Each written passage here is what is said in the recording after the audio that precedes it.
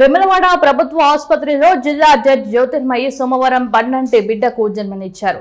సాధారణ కాన్పు ద్వారా మగబిడ్డ జన్మించాడని వైద్యులు తెలిపారు. ప్రభుత్వ ఆసుపత్రిలో అందించే సేవలపై ప్రజలకు అవగాహన కల్పించేందుకు జిల్లా న్యాయమూర్తి స్వయంగా ఇక్కడ సేవలు పొందడం పట్ల స్థానికులు హర్షం వ్యక్తం చేస్తున్నారు. ప్రభుత్వ ఆసుపత్రిలో వైద్య సేవలు పొంది అందరికీ ఆదర్శంగా నిలిచారని senior court AGP Prashanth Kumar, bar association అధ్యక్షులు గుండా రవి, కార్యవర్గ సభ్యులు, న్యాయవాదులు ఆమెకు శుభాకాంక్షలు తెలిపారు. న్యాయమూర్తి జ్యోతిర్మయి వేములవాడ జిల్లా కోర్టులో విధులు నిర్వహిస్తున్నారు. కాగా 2023లోనూ ఇదే ఆసుపత్రిలో ఆమె ఆడపిల్లకు జన్మనివ్వడం విశేషం.